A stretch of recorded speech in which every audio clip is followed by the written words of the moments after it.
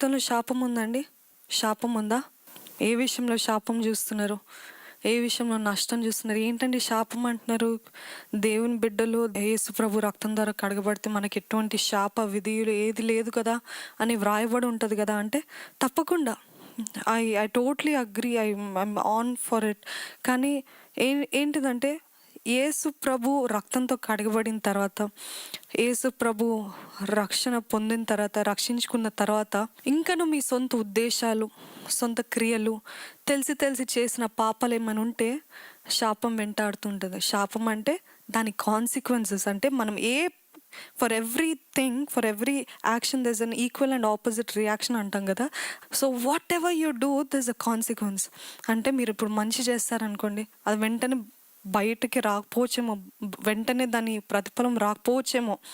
But కన్సిస్టెంట్గా లేకపోతే కంటిన్యూస్గా ఎప్పుడైతే ఏదైతే చేస్తూ ఉంటారో దాని ప్రతిఫలము దేవుడు అది త్వరగా అయినా ఇవ్వచ్చు, లేకపోతే మెల్లగా అయినా, లేకపోతే అది మీ కుటుంబం పైన లేకపోతే మీ తరం పైన ఆశీర్వాదం ఇవ్వచ్చేమో. కానీ ఆత్మకి విరోధంగా మీరు ఏమైనా చేస్తే ఏమవుతుందంటే మనము తెలియకుండా మన జీవితం పైన శాపాల్ని కొని తెచ్చుకుంటామంట.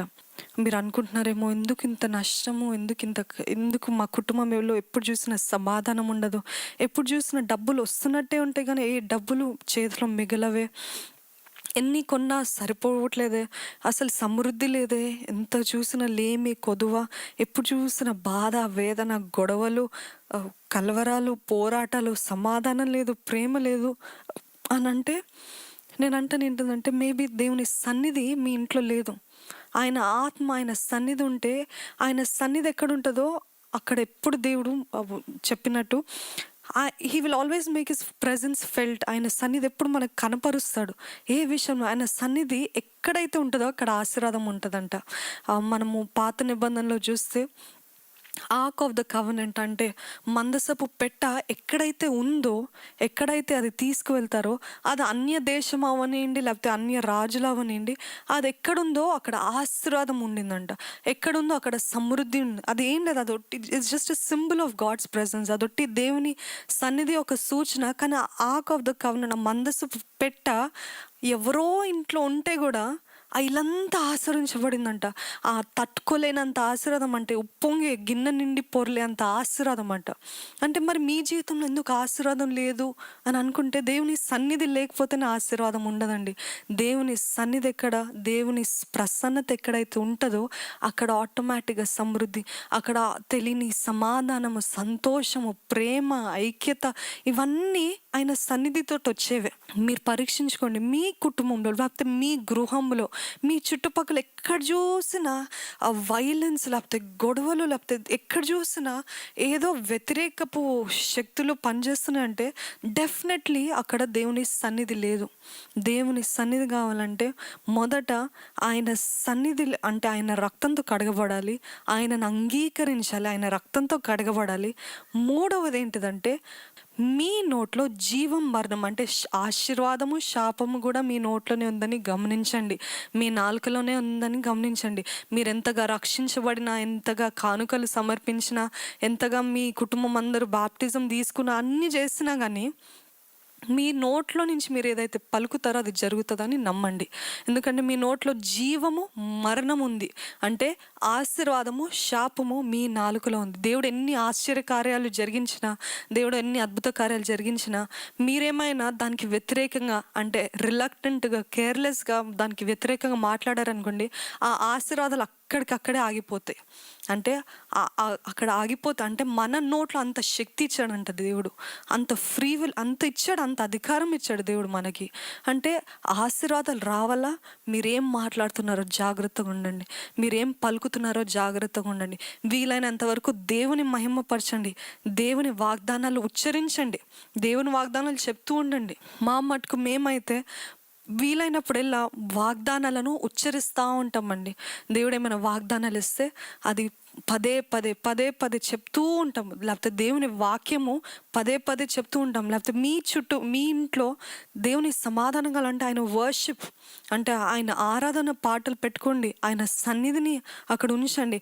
ఆయనకి ఇష్టం లేని కార్యాలు, వస్తువులు, మనుషుల్ని అనుమతించకండి. Don't give entry, don't give acceptance to all that. కొన్ని వస్తువులు ఉంటాయి దేవునికి అంగీకారం లేనివి, కొన్ని ఉంటాయి ఇదేముందిలే ఇది చిన్నదే కదా అని అనుకుంటున్నారు. ఆ చిన్నది చాలు మీ ఇల్లంతా గందరగోళం, లేకపోతే ఇల్లంతా పాడు చేయడానికి, శాపం తేయడానికి. సో జాగ్రత్తగా ఉండండి.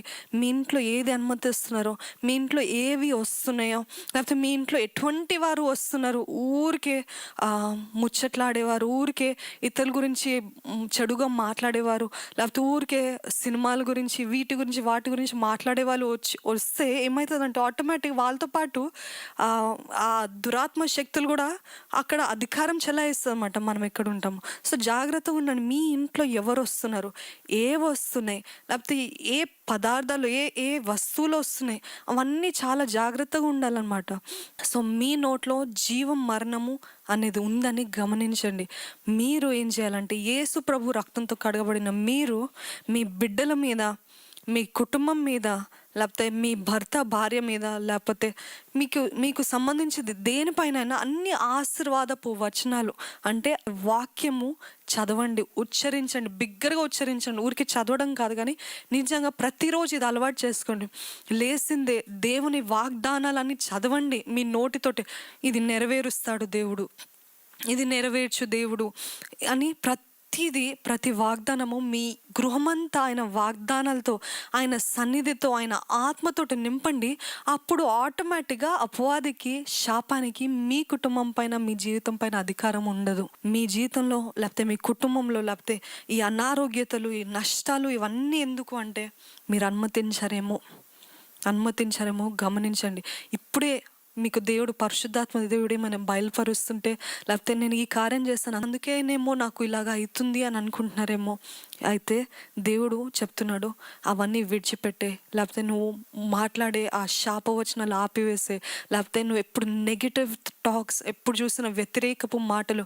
కొంతమంది వ్యతిరేకపు మాటలు కేవలం ఇతరుల గురించి కాదు కానీ వాళ్ళ గురించి వాళ్ళే వ్యతిరేకంగా మాట్లాడుతూ ఉంటారు. Negative thinking, negative talks. ఇక నాకు ఇది చేత కాదులే, నేను ఇది చేయలేనులే, నాకు ఇది అవ్వలేదు అని వాళ్ళ నోటితో వాళ్ళే శాపవచనాలు చెప్పుకుంటున్నారు. అందుకనే వాళ్ళు అన్నట్టుగానే వాళ్ళ జీవితం ఉంటుంది.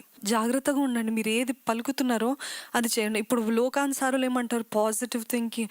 నేను ఒకటే అంటానండి, పాజిటివ్ థింకింగ్ ఇవన్నీ పక్కన పెడితే దేవుని వాగ్దానాలను ఉచ్చరించండి.